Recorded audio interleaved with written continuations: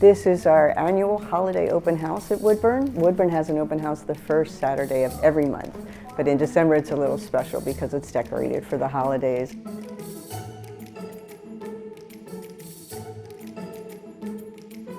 So this house to me feels very comfortable and very much like home. The deep windowsills with the poinsettias and all the woodwork looking so nice and all the decorations. It's very much like home for me.